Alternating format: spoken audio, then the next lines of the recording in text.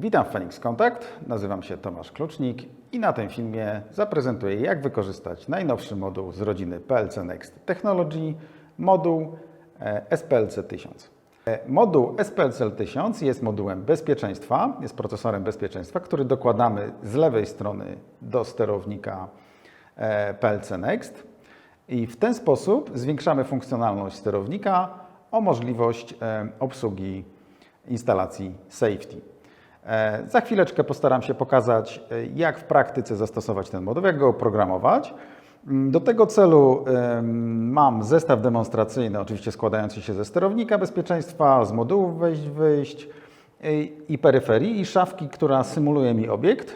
W tej szafce mam napęd, którym będę sterował, będę chciał go załączać i wyłączać w zależności od zdarzeń niebezpiecznych, czyli na przykład od wywołania przycisku bezpieczeństwa lub przekroczenia bariery świetlnej, tak żeby zademonstrować, jak całość współpracuje z wykorzystaniem właśnie modułu SPLC 1000. Teraz pokażę, jak krok po kroku skonfigurować, otworzyć projekt w programie PLC Next Engineer, tak żeby móc stworzyć aplikację dla naszej instalacji. Pierwszym krokiem jest utworzenie nowego projektu bez części hardware'owej z zakładki Network, Axio Control, Devices, Phoenix Contact, Axio Control. Wybieramy grupę kontrolera z tym rozszerzeniem SPLC 1000 i wybieramy odpowiednią wersję hardware'u. Mój sterownik, na którym pracuję, na którym robię aplikację, to jest XCF2152. Dodaję go do projektu. Następnie tworzymy hasło dla projektu. Jest to wymóg związany z bezpieczeństwem aplikacji. To możemy już schować, troszeczkę zwinąć. Pierwszą rzecz, którą musimy zrobić, to skomunikować się ze sterownikiem. Sterownik, na którym pracuję, ma adres fabryczny, czyli 192.168.1.10.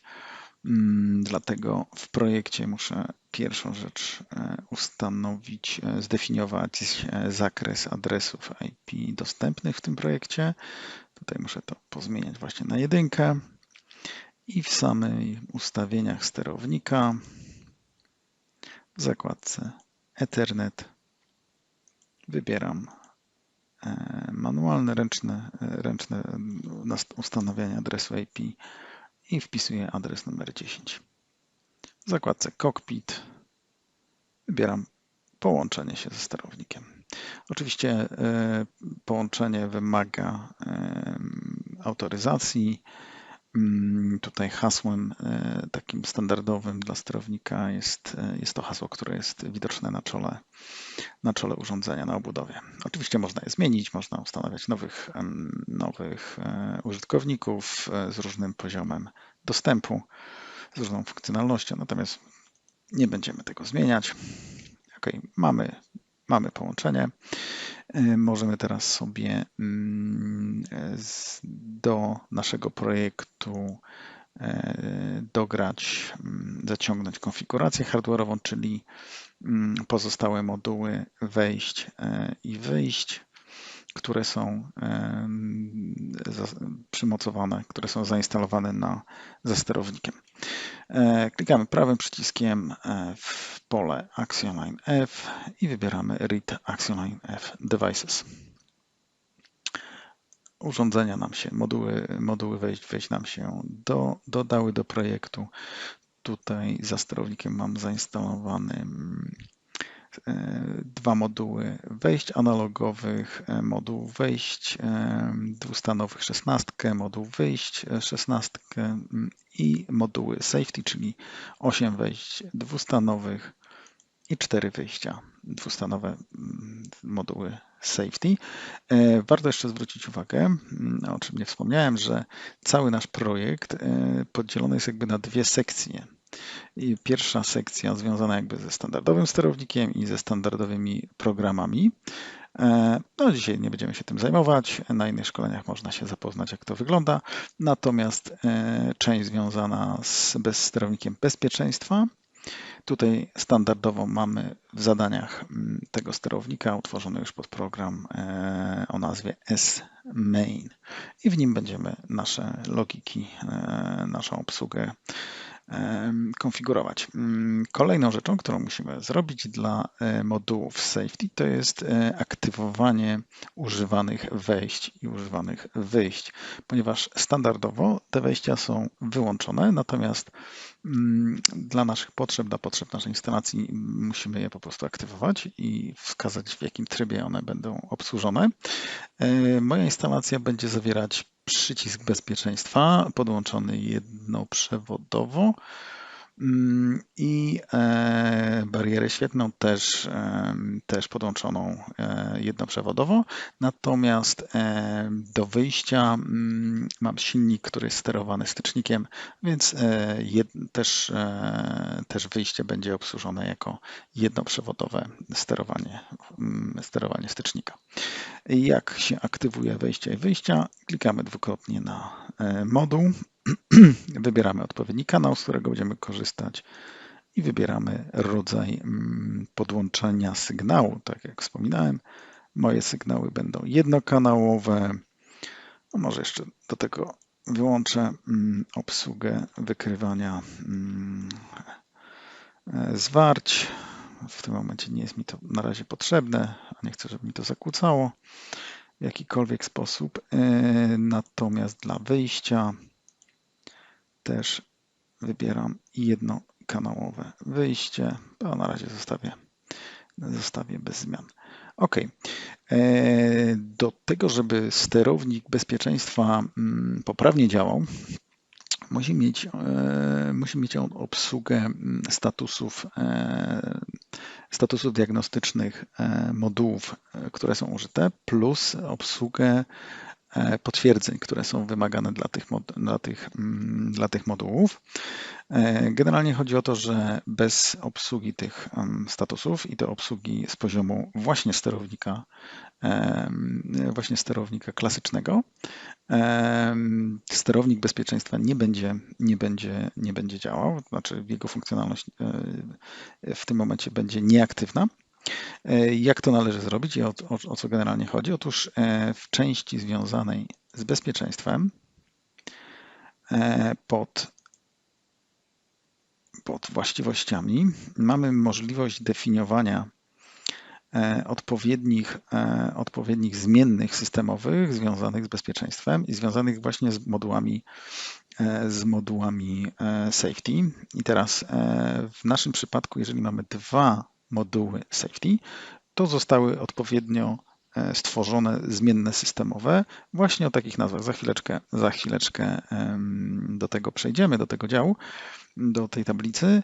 Natomiast sama nazwa tej zmiennej, tak jak widać, składa się z tego przedrostka i z tej końcówki plus odpowiedni numer, jaki ma moduł safety.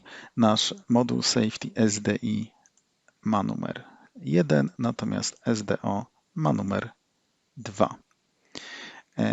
Więc zmienne systemowe tak się będą nazywać, natomiast my te zmienne systemowe musimy obsłużyć z poziomu sterownika klasycznego, a więc dla sterownika klasycznego musimy potworzyć zmienne, które będą powiązane z tymi zmiennymi systemowymi. Jeszcze, żeby nie być gołosłownym, pokażę te zmienne systemowe, które są utworzone właśnie dla tej części związanej ze sterownikiem bezpieczeństwa. To są właśnie ten pierwszy pakiet i drugi pakiet. To, co my musimy obsłużyć, to takie minimum, to są zmienne odpowiedzialne za potwierdzenie, czyli Z jednej strony status żądania potwierdzenia przez moduł, z drugiej strony zmienna odpowiedzialna za to właśnie potwierdzenie od strony operatora. Druga rzecz to jest tryb pasywny, czyli taki nieaktywny modułu i ten tryb jest możliwy, czy powiedzmy on występuje w sytuacji na przykład, jeżeli mamy jakiś błąd na module, jeżeli moduł jest źle sparametryzowany, jeżeli nie mamy komunikacji z modułem lub moduł nie ma komunikacji ze sterownikiem lub i tutaj jest kolejna zmienna lub został ten tryb wymuszony przez operatora i ta zmienna to jest właśnie ta. My musimy ten zestaw, czyli potwierdzenia plus tryb pasywny obsłużyć w sterowniku zwykłym. Robimy to w następujący sposób. Po pierwsze, tworzymy zestaw zmiennych dla każdego modułu po 4 zmienne, a więc musimy dodać 8 zmiennych. Musimy im nadać odpowiednie nazwy. Ja tutaj, żeby usprawnić troszeczkę ten proces, potworzyłem sobie w Excelu te nazwy, już mam je przygotowane, tak żeby mi było łatwiej je po prostu wpisywać, żeby nie tracić czasu na wpisywanie, szukania jakichś odpowiednich nazw.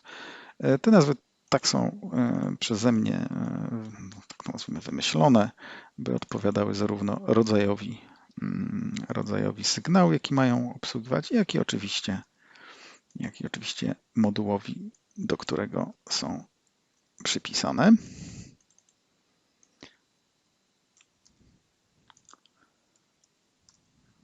Także tworzymy te zmienne. Tak jak już mówiłem, są to zmienne po stronie sterownika klasycznego.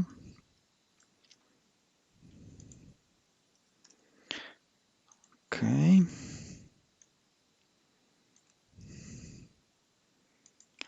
Teraz zrobimy coś takiego, że nie będziemy bezpośrednio odwoływać się do zmiennych systemowych, które są w systemie safety, tylko po stronie safety utworzymy sobie zmienne, które będą właśnie w ten sposób powiązane ze sobą. OK, robi się to w następujący sposób. W kolumnie variable związanej z safety PLC klikamy prawym przyciskiem przy odpowiedniej zmiennej i po prostu wybieramy add variable. Tworzy nam się zmienna po stronie sterownika, po stronie części safety, która nazywa się tak samo jak ta zmienna występująca po stronie nie safety i one są ze sobą powiązane. Druga rzecz, a właściwie kolejna rzecz, którą chciałbym zrobić, w momencie, kiedy sterownik będzie wymagał od nas potwierdzeń, a właściwie system safety będzie wymagał od nas potwierdzeń, a właściwie to moduły będą zgłaszać taką potrzebę, operator, czyli ja będę musiał to potwierdzenie wysłać do części safety i to są, tak jak już wspominałem, to są te zmienne, ta zmienna dla modułu PSDI i ta zmienna dla modułu PSDO.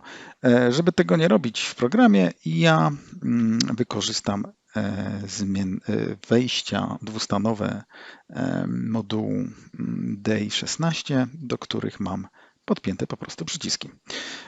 Czyli do PSDI podłączę pierwsze wejście, a do PSDO drugie wejście. Jeżeli chodzi o załączanie trybu pasywnego dla danych modułów, nie będę tego robił. Może to po prostu pominę. OK, ta część związana ze sterownikiem klasycznym jest już zakończona. Przechodzimy do części związanej z częścią safety i tutaj powiązanie zmiennych systemowych, które są powiązane z naszymi modułami wejść plus powiązanie z naszymi zmiennymi, które mamy, które pochodzą tak naprawdę od części sterownika klasycznego, musimy już zrobić poprzez kawałek kodu. Jest to po prostu proste. proste powiązanie. Jeszcze jedną rzecz, którą muszę wykonać, która dla części zmiennych już jest wykonana, ponieważ one są podpięte pod wejścia, to wskazać kierunek przepływu danych, tak to nazwijmy. Otóż dla zmiennej, która będzie pochodzić od sterownika klasycznego, jest to zmienna wejściowa. Natomiast którą będziemy wysyłać do sterownika, jest to zmienna wyjściowa. Musimy teraz posprawdzać, czy te wszystkie kierunki są zgodne. Tutaj dla tej zmiennej jest to w taki sposób i dla zmiennej PSDO załączanie ma być to w taki sposób. OK. Piszemy kawałek kodu. Ten kawałek kodu oczywiście tworzymy w części związanej z bezpieczeństwem. Otwieramy sobie nasz podprogram i korzystając z utworzonych zmiennych napiszemy sobie kawałek kodu. Ja to zrobię w ten sposób, żeby było szybciej.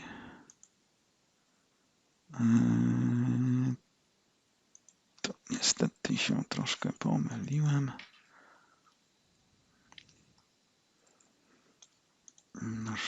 OK. Dobra. Na razie sobie pokopiuję zmienne. Po stronie, nazwijmy to powiązane z częścią sterownika klasycznego, a teraz dodam zmienne związane zmienne systemowe, powiązane już z samymi modułami. Pierwsza zmienna, tak jak już wspominałem, jest to żądanie potwierdzenia przez operatora. Jest to status. Druga zmienna jest to właśnie to potwierdzenie od operatora.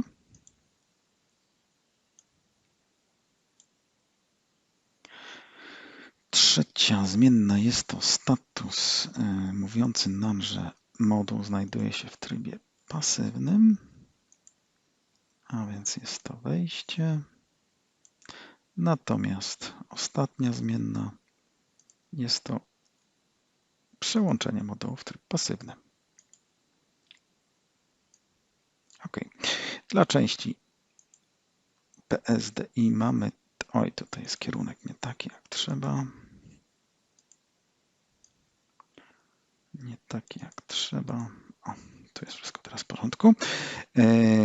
Teraz robimy to samo, tylko dla zmiennych związane z modułem PSDO.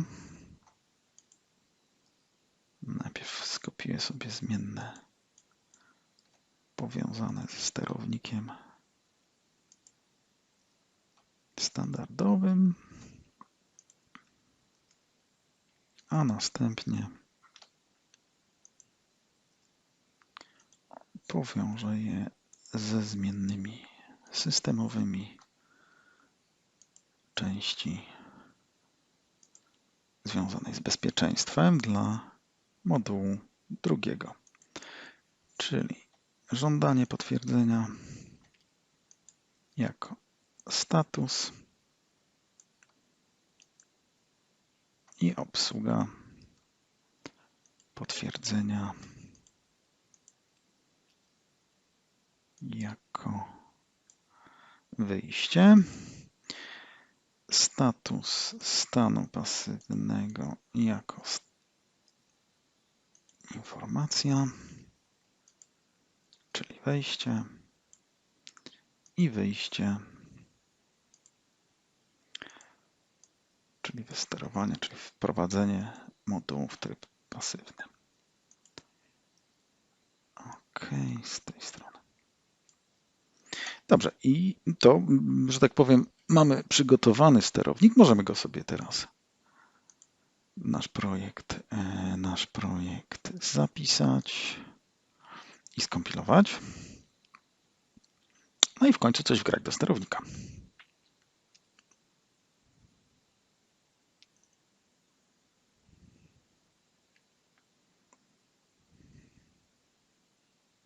Tak jak już wspominałem, bez tej części cała komunikacja, cała obsługa programu po stronie safety nie będzie po prostu funkcjonować.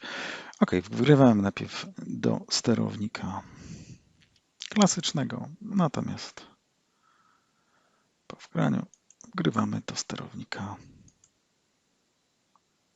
sterownika safety.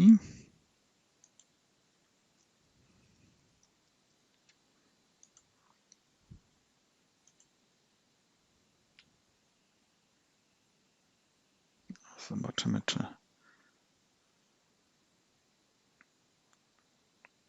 czy będę już mógł pokazać, jak jeszcze restart, tryb monitoringu, odpalimy sobie. OK. Na razie jeszcze nie mamy żadnej logiki safety, ale już mamy obsługę, że tak powiem, samych potwierdzeń modułu sterownika bezpieczeństwa. Jak widać, moduł PSDI żąda od nas potwierdzenia i jednocześnie informuje nas, że w przypadku właśnie braku tego potwierdzenia ten moduł jest w trybie pasywnym. To samo dzieje się z modułem PSDO. Taka sama sytuacja, więc teraz po prostu je zresetuję, korzystając z moich przycisków. Najpierw PSDI. OK. I teraz PSDO. PSDO. OK. Dobra. Mój sterownik jest teraz gotowy do pracy w trybie safety. Oczywiście na razie jeszcze nie ma żadnej logiki, której jeszcze nie napisałem, więc teraz się tą częścią zajmiemy. Oczywiście należy wyjść z trybu debuggingu i z trybu monitorowania. Do obsługi mojej funkcji, czyli obsługi załączenia napędu, wykorzystam dodatkową bibliotekę. Dodam ją sobie w części Libraries, prawy przycisk myszy, Add Library i wybieram sobie bibliotekę, która się nazywa PLC Open SF, czyli Save Function w wersji drugiej. OK. No i w tym momencie funkcje z tej biblioteki są dostępne w części programowania. Ja nie będę rozpisywał, co poszczególne funkcje oznaczają. Tutaj można sobie to w dokumentacji do biblioteki czy do samych funkcji znaleźć. Nadmienię, że takie standardowe funkcje, które też mi się za chwileczkę przydadzą, związane na przykład z obsługą sygnałów bezpieczeństwa, są dostępne w części Safety IEC 61131 i na przykład taka funkcja jak AND dla sygnałów safety mi się przyda. Na wejściu tej funkcji stworzę sobie zmienną SD1 i na drugim wejściu SDI2. To są zmienne globalne. OK, za chwileczkę zajmę się konfiguracją tych zmiennych, ale najpierw dodam bloczek główny, czyli obsługi modułu safety, tak jak mówiłem, z PLC Open. Ja skorzystam z takiego standardowego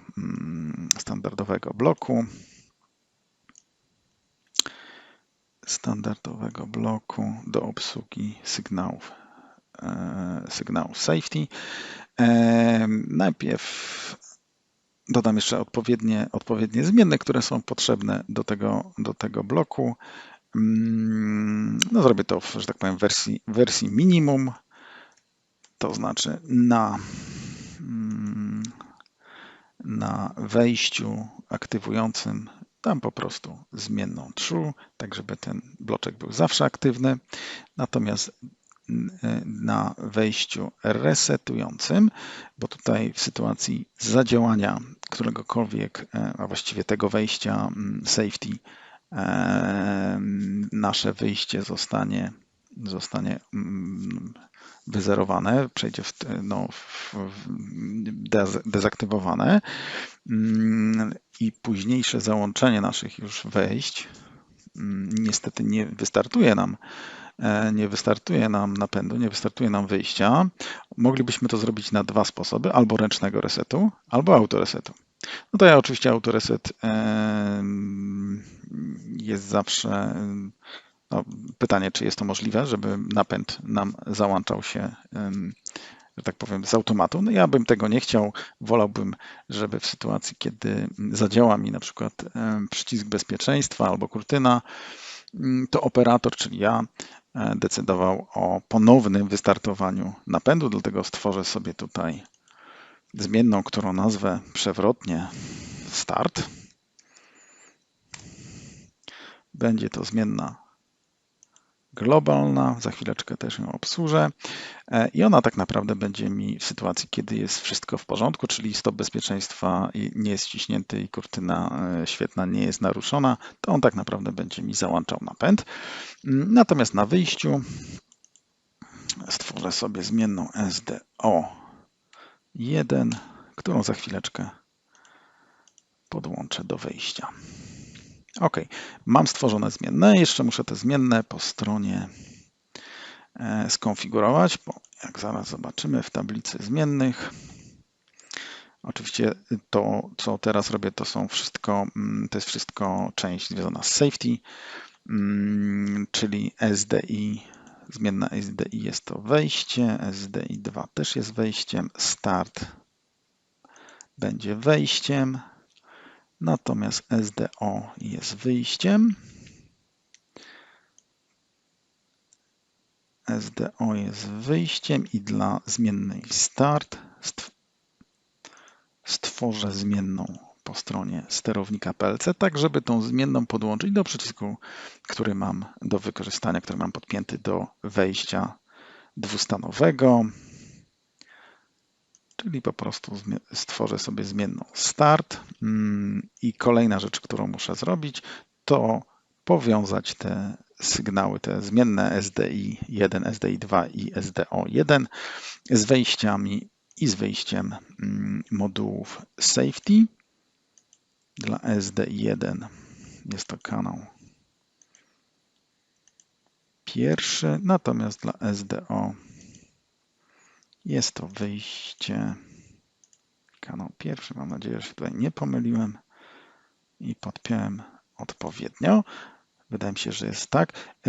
Jeszcze jedną rzecz, którą trzeba tutaj zrobić i zaznaczyć, to potwierdzić w opcji Confirm, że wszystko jest w porządku. Wydaje mi się, że jest OK, tylko jeszcze po stronie sterownika muszę zmienną start, po stronie sterownika klasycznego muszę zmienną start powiązać z wejściem, które mam podpięte do przycisku. OK, to już jest wszystko w porządku. Mogę skompilować projekt i wgrać do sterownika. Oczywiście w tym momencie muszę wgrać i po stronie sterownika klasycznego, jak i po stronie sterownika safety, bo w jednej i drugiej części robiłem zmiany, więc muszę i po stronie sterownika, jak i po stronie sterownika safety zaktualizować program. Wgram do najpierw sterownika klasycznego, a później po stronie safety.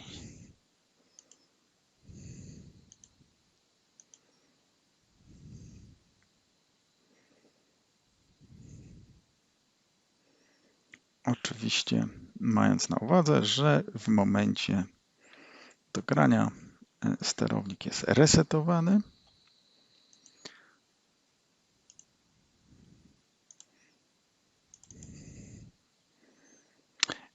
I po takim resecie wymagane jest potwierdzenie od obsługi modułów safety, czyli wejście, wyjście. OK. System jest gotowy. Stop bezpieczeństwa jak i kurtyna nie jest naruszona i mogę wystartować napęd za pomocą przycisku. OK. Wszystko działa. Przekroczenie bariery oczywiście wyłącza mi napęd. I to samo dzieje się po wciśnięciu stopu bezpieczeństwa. Na tym kończymy ten film. Dziękuję Państwu za uwagę i zapraszam na pozostałe filmy instruktażowe.